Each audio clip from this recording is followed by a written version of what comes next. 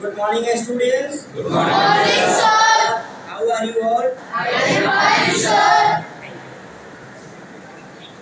I would like to listen a story you just hear very peacefully. There is a boy named Mohan. Mohan नाम का एक लड़का है. And one day his father scolded him. एक दिन उसके पिताजी उसे डांट दिए. And he was so much disturbed himself, and he did not take his meal at home. His mother convinced him. Thereafter, he began to eat. जब उसकी माँ उसको समझाई, तब वो खाना शुरू किया. तो इसकी क्या वजह थी? जैसे उसके पिताजी ने उसे डांट दिया और डांटने के बाद वो खाना पीना छोड़ दिया. ठीक है, तो इस तरह की जो समस्या उत्पन्न होती है, खासकर जिसमें हमें अपने मान सम्मान की चिंता होती है, हम अपना सेल्फ ईगो सामने रखते हैं. तो आप लोग बताइए, ये जो सिचुएशन उत्पन्न होती है, यह व्यक्ति के जीवन की कौन सी अवस्था है? तो कोई बताइए, कोई स्टूडेंट्स बताइए खड़ा होकर कि यह हमारे जीवन का कौन सा अंग है जिसमें हम सेल्फ ईगो को अपने सामने रखते हैं?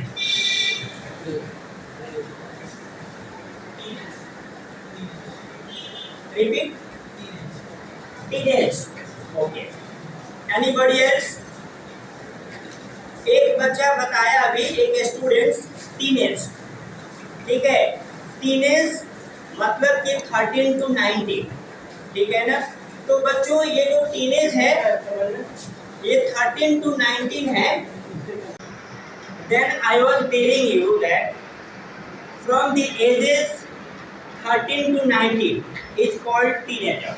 तो 13 से जो 19 साल की अवस्था होती है, इसमें किसी भी लड़के को, किसी भी लड़कियों को सेल्फ रिस्पेक्ट का बड़ा ध्यान रहता है.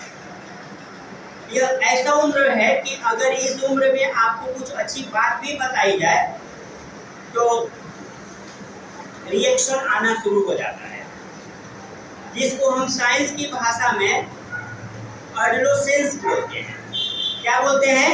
एडोलेसेंस बोलते हैं. तो आज का जो चैप्टर है वह है चेंजेस ड्यूरिंग एडोलेसेंस, यानी किशोरा अवस्था में परिवर्तन. जो किशोरा अवस्था है, जिसको आप लोग कहते हैं टीनेज या टीनेजर. ठीक है, फ्रॉम 13 to 19, उस पूरे को अगर आप समेट लेंगे तो एडोलेसेंस हो जाएगा, जिसका अर्थ होता है किशोरा अवस्था. ठीक है ना, जिसको अंग्रेजी में आप एडोलेसेंस कहते हैं या फिर टीनेजर कहते हैं. ठीक है, तो आज हम लोग उसी वस्तु को, उसी विषय पर आज हम लोग स्टडी करेंगे और इस चीज को समझने का प्रयास करेंगे. ठीक है ना, कि एडोलेसेंस जब परिवर्तन होता है तो कौन कौन सी इमोशंस हमारे सामने आती है और कौन से इमोशंस की, कौन सी भावनाओं का हमें सामना करना पड़ता है. ठीक है ना, start reading. At adolescence, our body goes through a lot of changes. जब किशोरा अवस्था आती है तो उस समय हमारे शरीर में बहुत सारे परिवर्तन होते हैं. Whenever adolescence enters into our life, there are a lot of changes there. ठीक है, किशोरा अवस्था के समय हमारे शरीर में बहुत सारे परिवर्तन होते हैं. Next. We experience several emotions that we can't explain. इसमें हमारे क्या होते हैं? अनुभव होते हैं. हम जो अनुभव करते हैं उस इमोशन का हम वर्णन नहीं कर सकते हैं. जो हमारी इमोशंस होती है वह वर्णन से परे होती है. What we experience in the adolescence we can't express in words. Next. As our body changes, the image of our body changes as well. इसमें हमारे व्यक्तित्व में भी परिवर्तन आता है। शरीर का जो रूप है, जो परिवर्तन है, वो चेंज होता है, लेकिन साथ में हमारा व्यक्तित्व भी बदल जाता है। अब शरीर परिवर्तन, जैसे आप लड़के हैं तो जैसे आवाज का भारी होना, यहाँ पर जो कंठ है उसका निकल जाना, दाढ़ी मूंछ आने लगना, ठीक है ना। और लड़कियों में भी परिवर्तन होता है, ठीक है ना, उनकी भी आवाज में भारीपन आने लगती है, ठीक है, और उनका भी शारीरिक परिवर्तन होता है, ठीक है ना। जैसे स्तनों का विकास, शारीरिक विकास, मानसिक विकास और उनके तौर तरीकों में भी परिवर्तन आते हैं। Next. So why is it necessary for us to love our body and truly accept who we are? हमें जरूरत है अपने बॉडी को। So why is it necessary for us to love our body and truly accept who we are? अब जरूरत है यहाँ पर कि आखिर हमें अपने शरीर को इतना तवज्जो देने की क्या जरूरत है, हमें अपने शरीर पर इतना ध्यान देने की क्या जरूरत है, हम अपने शरीर को क्यों इतना प्यार करें। कहा जाता है कि लव योरसेल्फ, लव अदर्स। आप दूसरों को तभी प्यार दे सकते हैं या प्यार कर सकते हैं जब आप सबसे पहले अपने को प्यार करना शुरू कीजिएगा। तो आप चाहे जिस रूप में हैं, आप जो हैं, आप अपने आप को स्वीकार कीजिए, और आप चाहे जैसे भी हैं, आप बहुत अच्छे हैं, बहुत प्यारे हैं।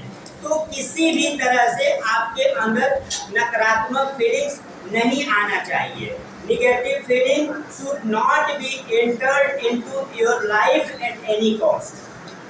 Understood? Next. The way we think about our bodies has an effect on everyday feelings, thoughts, and behavior.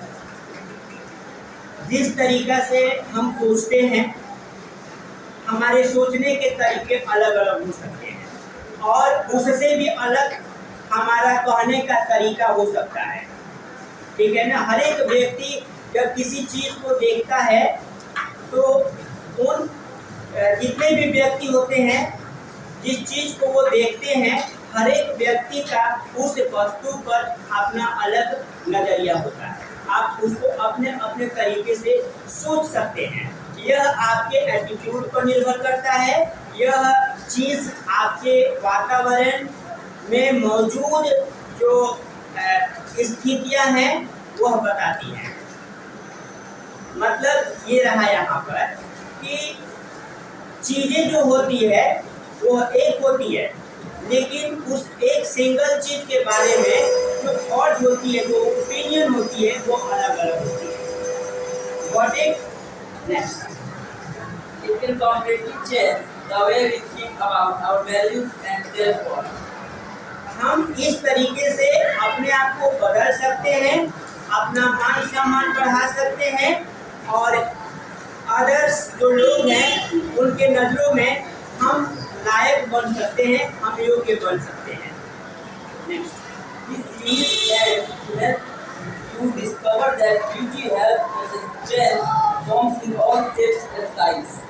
ये जो यूनिट है, ये जो चैप्टर है, इसका मुख्य लक्ष्य है कि आप अपने एडोलेसेंस को पहचानिए और अपने एटीट्यूड को, अपने एक्सपीरियंस को समझिए, और परिस्थितियाँ चाहे जैसी भी हो, आपके अंदर सकारात्मक भाव आने चाहिए। Next. Our bodies are different and every body is a good body. हमारा जो शरीर होता है वो डिफरेंट होता है, अलग अलग होता है। किसी का भी शरीर किसी से मैच नहीं करता है।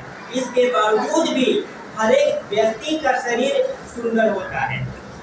तो that's why the moral obligatory of this chapter is to recognize your emotions and control your emotions and share your positive attitude in all ways, in all sides.